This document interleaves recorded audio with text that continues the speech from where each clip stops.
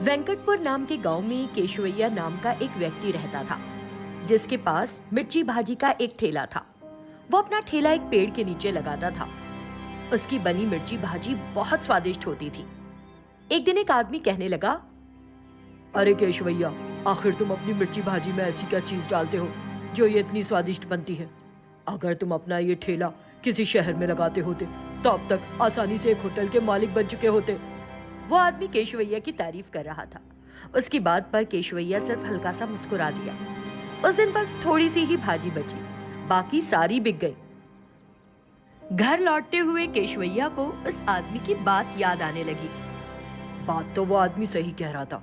वही नहीं, हर कोई यही कहता है कि मेरी मिर्ची भाजी सबसे अच्छी होती है, तो फिर मैं शहर में अपना व्यापार क्यों नहीं शुरू कर सकता? यही सोचते सोचते वो घर पहुंच गया। जैसे ही घर पहुंचा, उसकी दोनों बेटियां श्रावंती और शिरीषा दौड़कर उसके पास आ गई। तब छोटी बेटी ने उससे पूछा, पापा आज हमारे लिए क्या लाए हो? अरे मेरे तो दिमाग से ही निकल गया। आज मेरे पास कुछ भजिया बची है, लेकिन आज वो खा लो, कल तुम्हारे लिए जरूर कुछ ले आऊंगा, उसने उनसे कहा और उन्हें भजिया दे दी। फिर वो अंदर चला गया और जाकर अपनी पत्नी तुलसी को भाजी का ठेला शहर में लगाने के बारे में बताया। है तो ये ख्याल अच्छा, ऐसे भी हमारी बच्चियां बड़ी हो रही हैं जी। अगर हम शहर में बस जाएं तो हमें अच्छी आय हो सकती है, लेकिन वहाँ व्यापार करने के लिए हमें शुरू में कुछ पैसों की जरूरत होगी। हाँ, मुझे भी यही लग रहा था। साहूकार रमैया से पूछकर देखता हूँ कल। हाँ, ये ठीक रहेगा, तो कल जाकर बात करो, उसने कहा। दूसरी तरफ शिरीषा और श्रावंती केशवैया की बनाई हुई भजियों को खा रही थी। दीदी, पापा की बनाई भजिया कितने मजे की होती है ना? सच में गांव के सभी लोग हमारे पापा के पास आकर ही भजिया खाते हैं, इसीलिए जब भी उनसे कहती हूँ तो वो कहते हैं कि सारी भजिया खत्म हो गई है। दीदी, मेरे लिए इसके पास एक आइडिया है। वो क्या है? शिरीषा ने अपना आइडिया उसके कान में धीरे से कह दिया। सुबह सुबह केशवैया रामैया साहूकार के पास गया और उससे कर्ज मांगा। तुम शहर में अपना व्यापार स्थापित करने के लिए मुझसे कर्ज मांग रहे हो, सही है, लेकिन अगर तुम मेरा पैसा लेकर ही भाग गए तब मैं क्या करूंगा? मेरे पास गिरवी रखने के लिए तुम्हारे पास कुछ है भी तो नहीं ना? हाँ केशवैया। साहूकार ने तरह तरह के बहाने बनाए और उसे कर्ज नहीं दिया और खाली हाथ लौटा दिया। मदद न मिलने पर केशवैया ने पहले की तरह पेड़ के नीचे फिर अपना ठेला लगाना शुरू कर दिया, लेकिन उसे अच्छी आय नहीं हो पा रही थी और उसे समझ नहीं आ रहा था कि क्या करे। दूसरी ओर उसकी दोनों बेटियां पेड़ के नीचे छिपकर बैठी थी और केशवैया की भजिया खाए जा रही थी।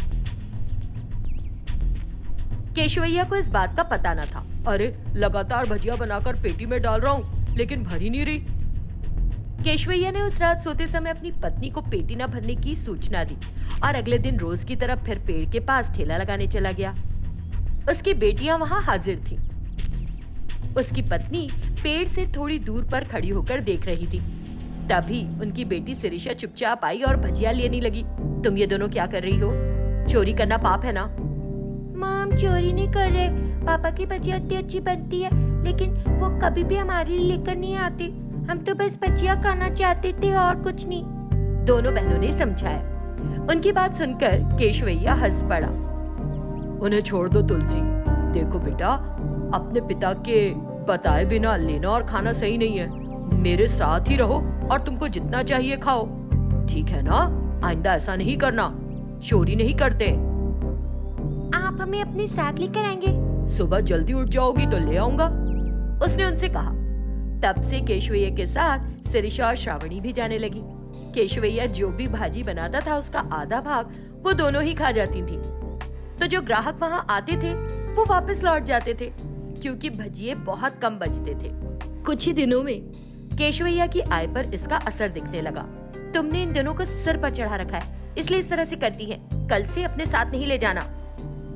लेकिन केशवैया इस बात पर चुप रह गया। ये तो कभी अपना मुंह नहीं खोलते, इन लड़कियों को समझना चाहिए। समझ नहीं आता क्या होगा अब। वो नाराज होकर चली गई। फिर अगले दिन वो अपनी बेटियों के साथ पेड़ के नीचे अपना व्यवसाय शुरू करने जा रहा था। उसने वहां बहुत सारे लोगों को जमा देखा। केशवैया एक ऐसे आदमी के पास गया जिसे वो अच्छी तरह से जानता था। नरेंद्र, यहाँ इतने लोग कैसे हैं? क्या हुआ? ये तुम्हारी भजिया के लिए इकट्ठे हुए हैं। तुम्हारी दोनों बेटियों ने तुम्हारे हाथ की बनी भजिया खाते हुए ये वीडियो बनाया है। और उसने उसे वो वीडियो दिखाया। मुझे नहीं पता था तुम्हारी बेटियां इतनी स्मार्ट है। अब देखो उन्होंने तुम्हारे व्यवसाय को कितना मशहूर बना दिया है। इस तरह नरेंद्र ने उसकी बेटियों की प्रशंसा की। केशवैया को उसकी बात सुनकर अपनी बेटियों पर बड़ा गर्व हुआ। कुछ ही समय में पेड़ के नीचे रखा उसका ठेला ही एक बड़े से होटल में बदल गया। रत्नागिरी नाम के गांव में पद्मा और स्वप्ना नाम की दो बहनें रहती थीं। उनके माता पिता की मृत्यु हो चुकी थी जब वे बहुत छोटी थीं। वे दोनों अनाथों की तरह रहती थीं। दोनों ही देवी दुर्गा की भक्त थीं। बचपन से ही पद्मा और स्वप्ना देवी दुर्गा की भक्ति करती आई थीं। एक दो दिन में नवरात्र का उत्सव शुरू होने जा रहा था।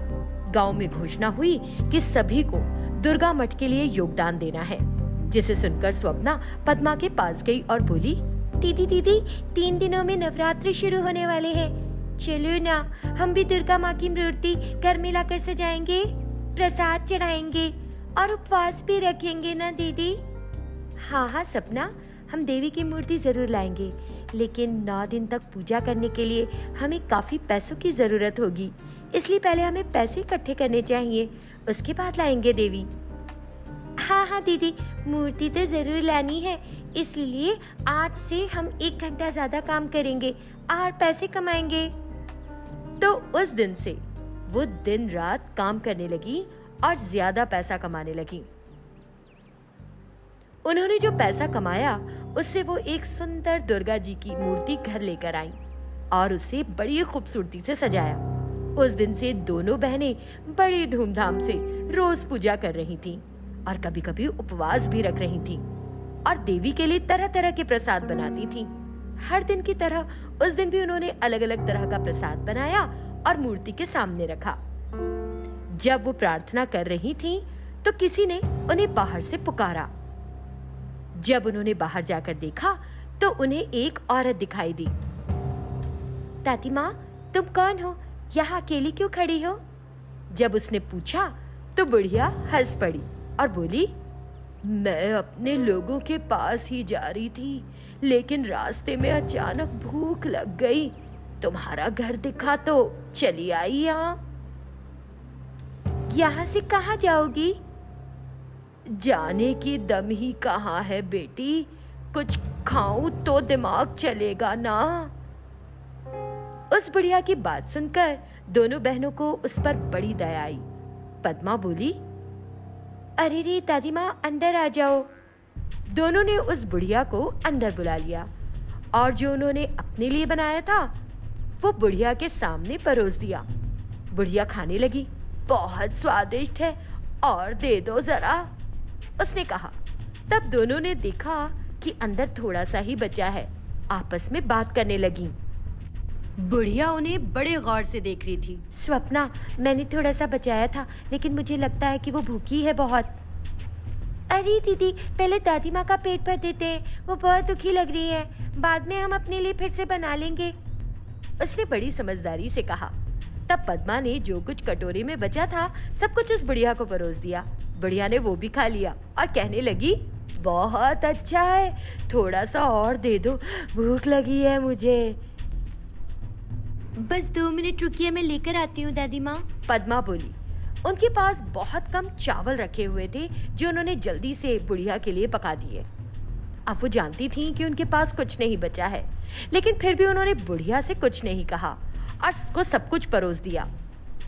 बुढ़िया ने वो भी खा लिया और बोलने लगी, मुझे गलत मत समझना, एक बात कहूँ क्या? हाँ हाँ बोलिए ना, आप क्यों गलत समझेंगे? मुझे और भूख लगी है, कितना ही खा रही हूँ, मिट ही नहीं रही है।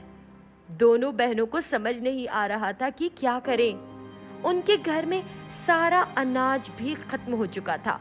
तब निराश होकर पद्मा बुढ़िया के पास गई और बोली,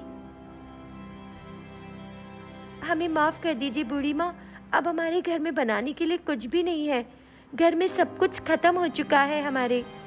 इस तरह बोली। बुढ़िया हंस पड़ी और मूर्ति की तरफ देखा। मूर्ति के सामने देखो, लड्डू है ना, लेकिन वो तो देवी के लिए है। बुढ़िया फिर हंस पड़ी और देवी माँ भी तो बेटी भूखों को खिलाने के लिए ही कहती है ना? जब उसने इस तरह कहा तो उन्होंने देवी से प्रार्थना की, देवी माँ हमें माफ कर देना, हम इस बूढ़ी औरत का पेट भरने के लिए आपको चढ़ाया हुआ प्रसाद उठा रहे हैं। ये कह के वो प्रसाद भी उन्होंने बुढ़िया को परोस दिया। उसने वो भी खा लिया और फिर कहने लगी, अब भरा मेरा पेट, भर गया। उसके ऐसे कहने पर दोनों बहनें खुश होकर अंदर गईं और देखा कि मूर्ति तो साक्षात देवी में बदल गई है। तब दोनों बहनों को समझ में आया कि दरअसल देवी माँ ने उनके विश्वास की परीक्षा ली थी और जो भी परोसा वो खाती रही। पद्मा, स्वप्ना, मैं तुम्हारी भक्ति से बहुत प्रसन्न हूँ। तब देवी ने उन्हें बहुत सारा धन और ज्ञान आशीर्वाद में दिया और अंतर्धान हो गई। ज्ञान प्राप्त करके वे बहुत अच्छी तरह से अध्ययन करने लगी और अच्छी नौकरी पा गई। तब भी वे एक दिन भी देवी की प्रार्थना किए बगैर नहीं रहीं।